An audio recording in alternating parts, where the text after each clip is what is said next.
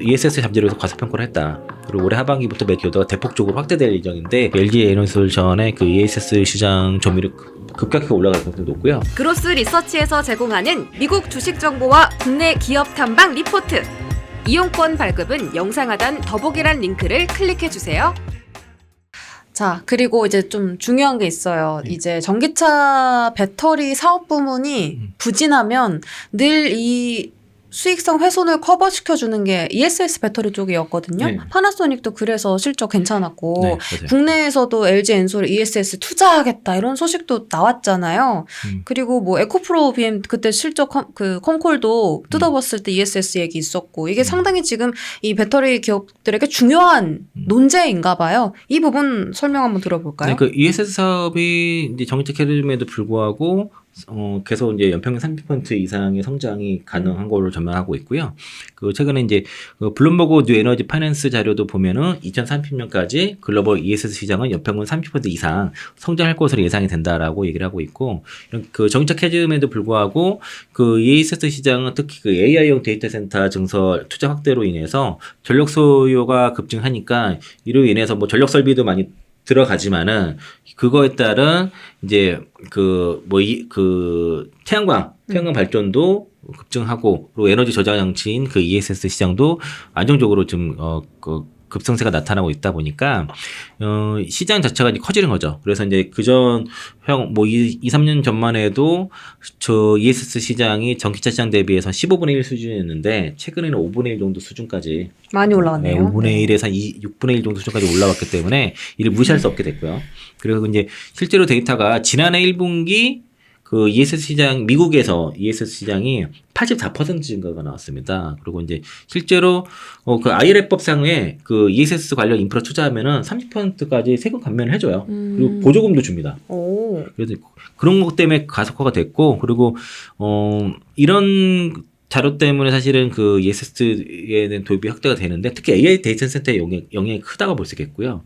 그리고 그 IEA 그 자료에 따르면은 일단 베이스 시나리오에 따르면은 그 글로벌 ESS 시장 규모가 23년 대비해서 2030년도에 연평균 27% 성장으로 해서 대략 5배 증가 예상을 하고 있고, 불시나리오는 연평균 41% 성장으로 해서 10배 정도, 23년 대비 10배 성장을 얘기를 하고 있습니다. 그러니까 이제 평균으로 보면은 대략 20% 중반에서 많게는 40%, 평균 30% 정도 그 2030년도까지 연평균 그렇게 보는 것 같아요. 네네. 그래서 그리고 이제 실제로 올해 그 전망치를 보면 특히 미국이 우리한테 중요하거든요. 네. 왜냐면은 내년부터 미국이 ESS 배터리에다가 중국 관세를 그 5배 상향시키기 때문에 그래서 이제 그 기존에 7.5에서 25, 10% 지금 또 관세 매기니까, 그리고 기본 관세 2.5까지 하게 되면은 37.5%까지 관세가 들어가네요. ESS 쪽으로. 이쪽은 아직 중국이 점유율이 높죠. 네, 그게 이제 그 전에는 우리 가정용 쪽으로 해서 엔솔이라든가 그러니까 LG 에너솔루션의 점유율이 훨씬 높았는데 화재 사고가 예전에 났었어요. 그래서 그 이후로 사실상 시장이 워낙 작으니까 좀 그 자꾸 배상 문제도 있고 하다 보니까 이제 거의 사실상 철수를 했다가 중국 업체들이 그 시장을 거의 다 장악을 했죠. 그 LF 배터리 기반으로 해서 그렇죠. 상당히 장을 해서 거의 90% 이상 장을 한 상태고, 그를 이제 우리가 이제 올해 하반기부터 올해 4분기 연말 한 4분기 될 것 같아요. 엔솔이 생산하게 되면은 좀 그 뺏어 오면서 내년부터 본격적으로 그 LG 에너솔루션의 그 ESS 시장 점유율이 급격하게 올라갈 가능성이 높고요. 그 IA EIA 자료에 따르면은 여기 12월 달에 그 ESS 미국의 대용량 ESS 설치량을 봤을 때는 이게 전월 대비해서 그 전년 동월 대비해서 27%, 그리고 전월 대비해서 285% 급증이 나왔습니다. 그리고 이제 24년도 지난해 누적으로 대용량 ESS 설치량이 전년 대비 57% 증가가 나왔고 굉장히 높죠. 네. 그리고 그 프로젝트 기준으로 해서도 그 11월 말 대비해서도 그 11월 말에 9%였는데 이제 연초 대비해서는 이제 12월 말에는 98% 정도 증가가 했다라고 볼 수 있겠고, 그리고 그러니까 11월 말 대비해서 9% 증가 나왔지만 연초 대비해서 98% 연간으로 그 기업가는 올라오는 거예요. 프로젝트 기준으로 거의 100% 가까이 증가가 난 거고. 그래서 올해 기준으로 보면 맥켄지 자료는 올해 이제 그 미국의 대용량 ES 설치량이 50% 성장이 나올 것 같다라고 볼 수 있겠고 아마 실제 출하량은 더 크게 증가할 수도 있다라고 예상하고 있습니다. 그래서 이제 이 그리드로 연결된 ESS 규모는 75% 성장이 나와서 그래서 이제 여러 가지 프로젝트가 뭐 지연이 있을 수 있는데 다 고려해도 50% 이상 성장 나온다라고 일단 그림을 그리고 있어요. 그리고 이제 그 ESS 수익률 자체가 평균 15% 이상이기 때문에 향후 관세 25% 고려해도 수익률 자체가 좋다는 거죠. 네. 그러니까 이제 그 파나소닉이 대략 19%에 넘는 영업이익률이 나왔는데 거기에 AMPC도 물려 있지만은 그 ESS 사업이 전체 매출의 30%예요. 그리고 많아졌네요. 엔솔이 더. 10% 정도라서 차이가 있었던 겁니다. 그래서 이제 장기적으로도 그 미국의 ESS 시장은 상당히 안정적으로 성장 가능성이 높다. 그런 안정적인 성장이 높은 상황 시장을 내년부터 관세로 인해서 이제 그 K배터리 점유율이 올라갈 수 있다라고 볼수 있다 보니까 그래서 미국 그 LG 에너솔루션이 올해부터 그 북미 ESS용 그 LF 배터리 생산을 본격화하게 됩니다. 그래서 이제 올해 하반기부터 본격 생산 계획이 있고 맞아요. 미시간주 홀랜드 공장에서 그 ESS용 LF 배터리를 일단 상반기 중에 가동 준비를 마치고 하반기부터 본격 생산이 들어가게 되면은 이게 그러면 한 6개월 정도 빨라지는 거예요. 그쵸, 원래 이거 내년부터였는데 땡겼다고 들었어요. 그게 뭐 신규 공장에 생산을 하려고 했던 것들을 기존 공장을 활용해서 준비를 한 거라서 그래서 대략 이 설비 투자금의 한 2조 정도 채용 부전 진행했고요.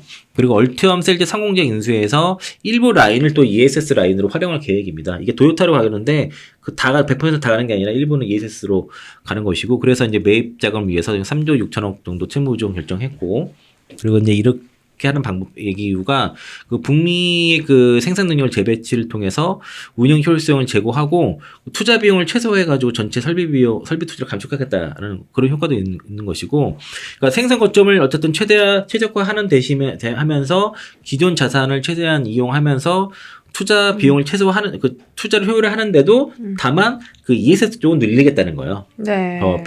그쪽 비중 더 늘리겠다 해서 지난해 3분기 컨퍼런스 콜에서 그 LFP ESS 셀 에너지 밀도를 개선해서 미국에서 양산을 시작할 계획이다 얘기를 했고요. 그리고 단순하게 셀만 파는 게 아니라 ESS 통화 시스템 솔루션을 통해서 이제 이런 그 에너지 관리 소프트까지 탑재한 형태로 판매를 하겠다는 겁니다. 그리고 이제 아까 말씀드렸던 그 중국산 ESS 배터리도 수익관세가 상향 조정이 되기 때문에 당연히 그렇게 되면은 북미에서 현지에서 배터리 생산 수요가 늘어나겠죠. 네. 당연히. 그래서 이제 AI 데이터 센터라든가 재생에너지 발전 등에 맞물리면서 이런 빠르게 성장하는 이 북미 ESS 시장 수요에 적극적으로 대응한다는 전략이다라고 얘기를 하고 있고요. 이런 산업에 대해서 시장에서 ESS 사업 잠재력에 대해서 너무 과소평가할 가능성이 있다라고 지금 현대차증권의 강동진 애널이 코멘트를 했습니다. 그래서 이제 LG에너솔루션 목표가 52만 원짜리 리포트를 내면서 점진적 불확실성 해소 기대와 ESS 가능성이라는 제목으로 리포트를 냈어요. 이 내용을 보면은 그 LG에너솔루션의 그 실적이 그 APC 감안 시 시장 컨센서스가 다소 보수적인 같다라고 얘기하는 거고, 특히 그 ESS 잠재력에서 과소평가를 했다. 그리고 올해 하반기부터 매출 이익 기여도가 대폭적으로 확대될 예정인데 이걸 너무 좀 과소평가한다라고 얘기를 하는 겁니다. 아까 앞서 말씀드린 내용 그대로인 거고요.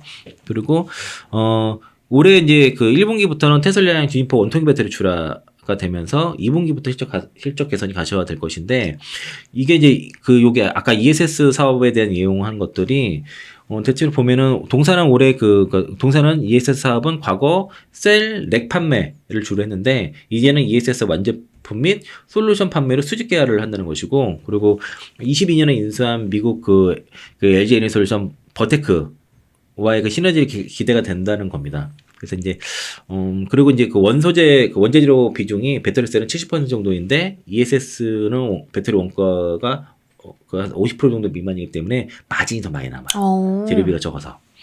그리고 여기 이제 그 하반기에 미국 현지에서 15기가와트시 그 LFP 가동 예상하고 중국의 10기가와트시까지 100% 가동하게 되면은 합치면은 매출 6, 7조 원. 네. 6조 7조 정도 최대. 이론적으로 환율 1350원 기준으로. 그리고 폴란드 공장도 일부 LFP 배터리 한다는 것 같아요. 전환시킨다는 것 같아요. 네. 그래서 이제 이 그 ESS 생산 판매 시 그리고 APC도 받게 되거든요.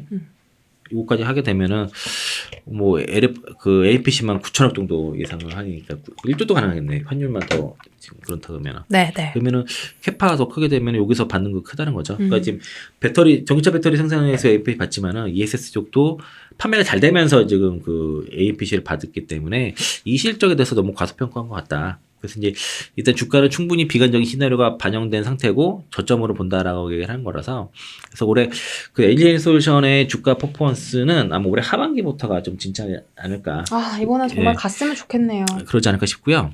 삼성 SDI랑 네, 삼성 SDI나 네. SK온도 어떻게 하는지만 좀 체크를 하고 마무리하겠습니다.